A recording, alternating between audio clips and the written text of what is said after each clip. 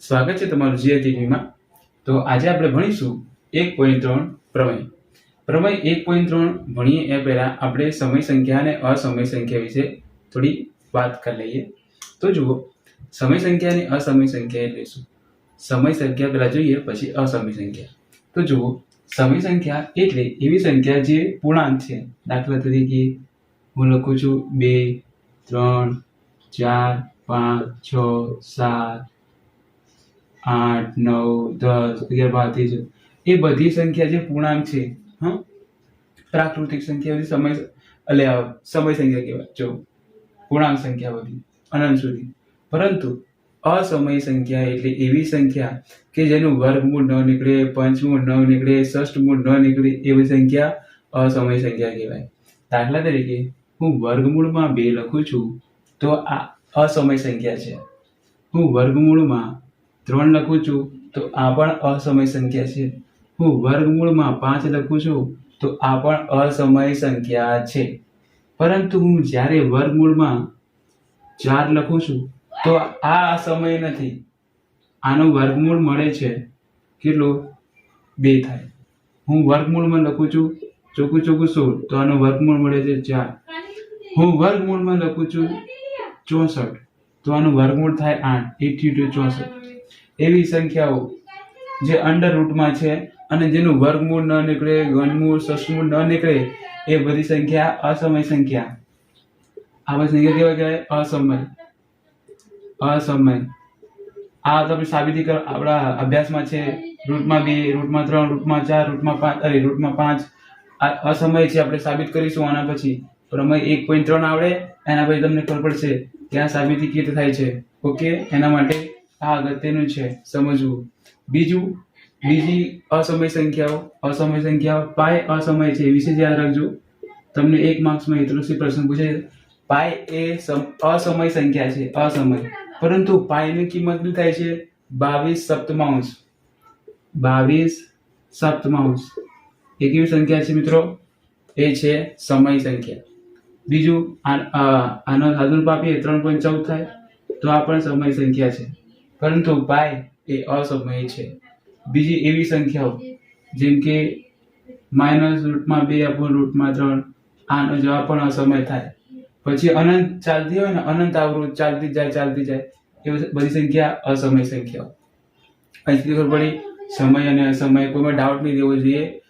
ટૂંકમાં અવિભાજ્ય અવયવ હોય જેમ કે 2, 3, 5 બધા અવિભાજ્ય અવયવ છે, એના પર અંડર રૂટ મૂકી દઈએ, એ થઈ જાય અસમય સંખ્યા। આવી સંખ્યાઓ છે ને આપણા અભ્યાસમાં છે, સાબિત પણ કરીશું કેવી રીતે? પ્રમેય 1.3 નો ઉપયોગ કરીને।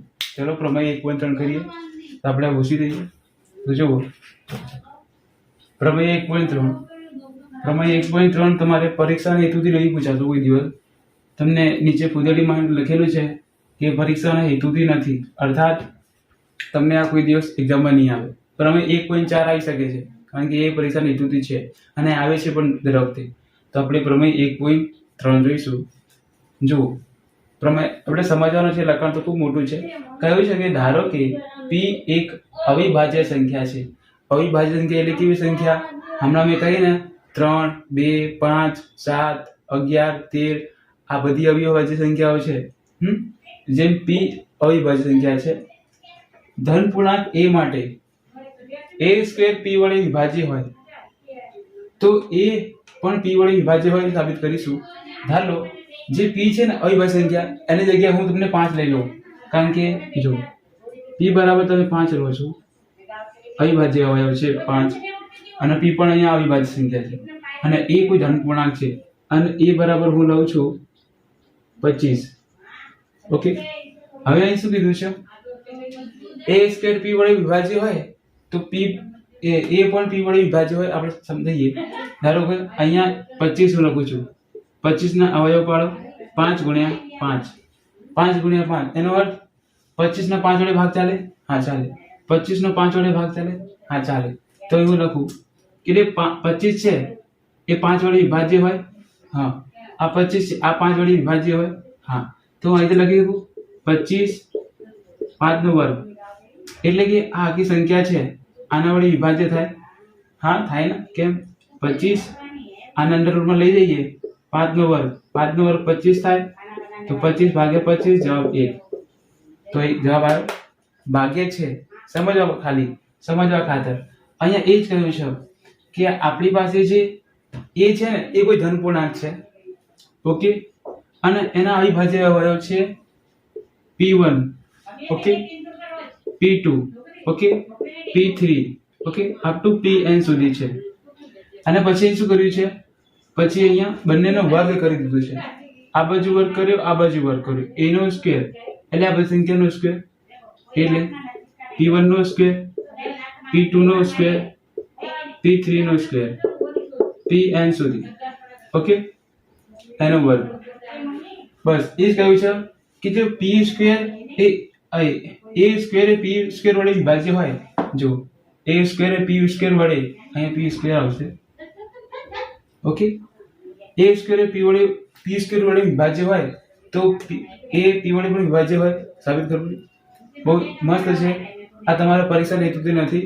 કોઈ પણ અવિભાજ્ય અવયવ હોય કોનો, એ પૂર્ણાંક સંખ્યાનો, તો એના વડે વિભાજ્ય થાય. હવે આપણે પ્રમેય 1.4 જોઈશું. તો હવે આ પૂછી દો. પ્રમેય 1.4 માટે તમારે પેન અને નોટ સાથે લઈને બેસવાનું છે, કારણ કે એ કમ્પલસરી દાખલો છે. એ દાખલો બહુ ટિપિકલ છે, ગણતરી છે, પછી જો લખાણ છે એ તમે એક બે વાર અભ્યાસ કરશો ને, લખશો, વાંચશો તો તમને પાકું આવડશે. ઓકે, હવે આપણે 1.4 પ્રમેય જોઈશું. તો હવે આપણે પ્રમેય 1.4 જોઈશું, જે ખૂબ જ અગત્યનો છે. દર વખતે આવનાર બોર્ડમાં એક્ઝામમાં પૂછાવતું હોય છે. તો કર્યું છે કે સાબિત કરો કે રૂટમાં 2 અસમય છે. તો ચલો સાબિત કરીએ. તો પહેલાં ધારી લો કે આ જે રૂટમાં 2 અસમય કહી છે ને, આનાથી ઉલટું ધારો કે રૂટમાં 2 સમય છે. આનાથી ઉલટું ધારો કે રૂટમાં 2 એ સમય સંખ્યા છે. અને જો કોઈ પણ સમય સંખ્યા હોય ને તો ને a અને b સ્વરૂપે લખી શકાય, જ્યાં a અને b શું છે, અવિભાજ્ય પૂર્ણાંક હોય છે. ઓકે, અવિભાજ્ય પૂર્ણાંક. હવે કયું, જો રૂટમાં 2 સમય હોવાથી તેને તેના આવ લખો, તેના અવિભાજ્ય પૂર્ણાંક, તેના અવિભાજ્ય પૂર્ણાંક a અને b, સ્મોલ a અને સ્મોલ b એવા મળે કે જેથી રૂટમાં 2 બરાબર a/b થાય. હા, આ a અને b શું છે, અવિભાજ્ય પૂર્ણાંક છે, જેમનો ગુસા 1 થાય છે. ઓકે, યાદ રાખવું. હવે શું કરશો, હવે જે a છે ને એને કરતા બનાવો. કરતા બનાવવા માટે શું કરશો, તમે b નામ લઈ જશો, રૂટમાં 2 into b. હવે બંનેનો વર્ગ કરી દો. આ બાજુ વર્ગ કરો, આ બાજુ વર્ગ કરો. a સ્ક્વેર બરાબર રૂટમાં 2 નો વર્ગ કરીએ તો રૂટ ઉડી જાય, 2 થાય, અને ઇન્ટુ b સ્ક્વેર. સમીકરણ 1 આપો, કૌંસમાં લખો વર્ગ કરતા. એટલે જો શિક્ષકને જે તમારું પેપર તપાસે એમને ખબર પડે કે ઉપરથી નીચે આવ્યા તો વર્ગ કરીને આવ્યા છે. ઓકે, હવે જુઓ પ્રમેય 1.3 યાદ કરો. એમાં શું કહ્યું હતું, આ a સ્ક્વેર શું છે, a સ્ક્વેર કોઈ પણ પૂર્ણાંક સંખ્યા હોય તો અહીં જે સંખ્યા આપેલી છે એ આના વડે વિભાજ્ય હોય, એટલે કે a સ્ક્વેરનો અવયવ 2 થાય. a સ્ક્વેરનો અવયવ 2 થાય તો પ્રમેય 1.3 પરથી કહી શકાય કે આ જે 2 છે ને એ એનો પણ અવયવ થાય. તે વસ્તુ અહીંયા લખવાની છે. જો સ્ટેપ બહુ ઇઝી છે, થોડા ગાણિતિક સ્વરૂપ છે અને થોડું લખાણ છે. જો અહીં a સ્ક્વેર એ 2 વડે વિભાજ્ય હોવાથી 2 એ એનો અવયવ થાય. જો આ 2 એ એનો અવયવ થાય તો 2 એ એ સ્ક્વેરનો અવયવ થાય તો 2 એ એનો પણ અવયવ થાય પ્રમેય 1.3 પરથી. તો લખો આમ પ્રમેય 1.3 પરથી 2 એ એનો પણ અવયવ થાય. ઓકે, આ સુધી લખ્યું. હવે જો આટલા સ્ટેપ લખ્યા પછી હવે આપણે ફરીથી ધારવાનું છે. હવે આ નહીં ધારવાનું. હવે જો આ સમીકરણ છે એનું સ્વરૂપ લાવવા માટે ધારીએ. હવે નવું ધારો કે શું b બરાબર 2c. b બરાબર 2c ધારો. હવે ઓકે, b બરાબર 2c. જ્યાં c શું છે? c છે એ પૂર્ણાંક સંખ્યા છે. જ્યાં c બરાબર પૂર્ણાંક સંખ્યા છે. ઓકે, હવે આ ધારીને b બરાબર 2c. હવે બંને બાજુ વર્ગ કરી દો એટલે b સ્ક્વેર 2 નો વર્ગ 4c સ્ક્વેર. ઓકે, સમીકરણ નંબર 2 આપો અને કૌંસમાં લખો વર્ગ કરતા. બધું લખવાનું છે, સ્ટેપ બાય સ્ટેપ બધું સમજમાં આવે એ રીતે લખી રહ્યો છું. જો હવે સમીકરણ 1 અને 2 જુઓ. હા, સમીકરણ 1 અને 2 જોશો તો કંઈક થોડું લોચું થઈ ગયું છે લગભગ. આપણે a બરાબર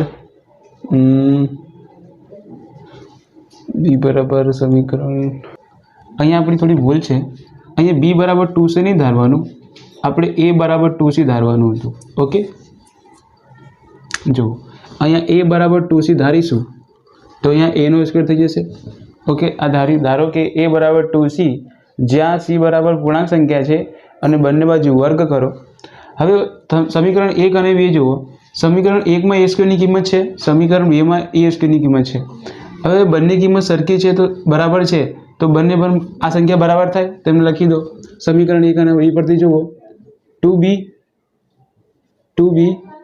સ્ક્વેર બરાબર 4c સ્ક્વેર. હવે જો આ 2 ને અહીંયા નીચે લાવો તો આ 2 વડે ભાગ ચાલશે.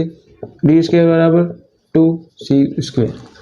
હવે જો અહીં જુઓ આ કોના જેવું છે? સમીકરણ 1 જેવું છે. અહીં જો અહીં 2 છે, અહીંયા પણ 2 છે. અહીંયા b નો સ્ક્વેર છે પરંતુ અહીં c નો સ્ક્વેર છે. એનો મતલબ આ b સ્ક્વેર એ 2 વડે વિભાજ્ય છે.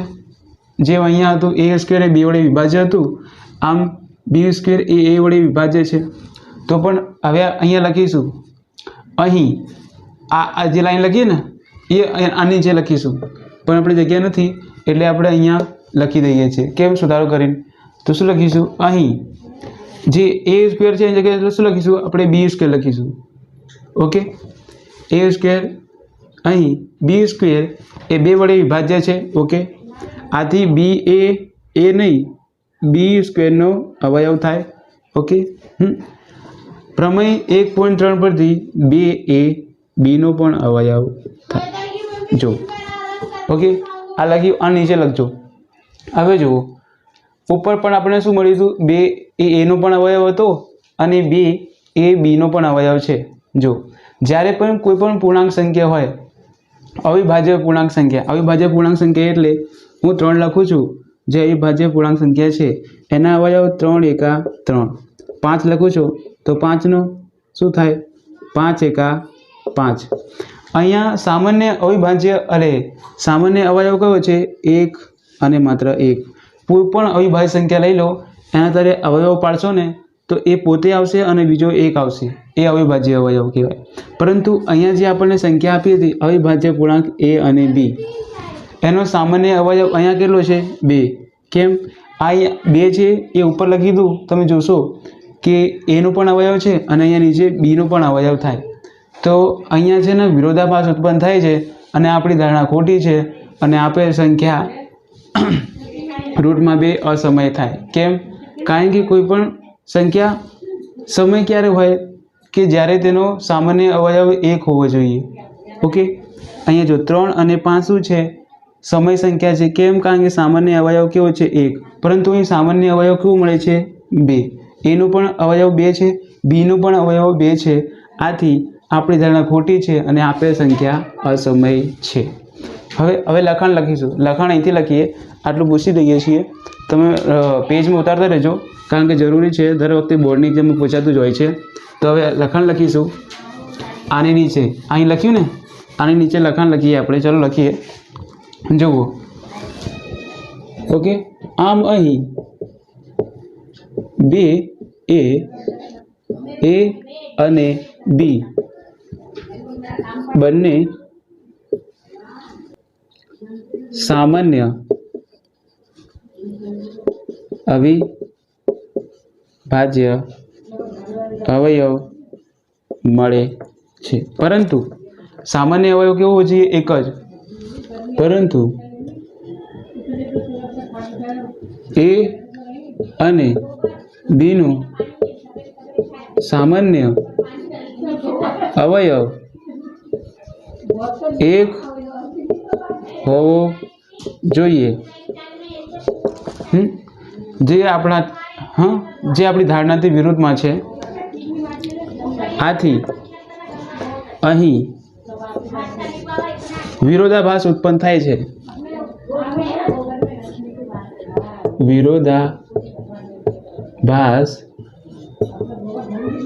ઉત્પન્ન થાય છે. આથી રૂટમાં 2 અસમય છે તેવું સાબિત થાય છે.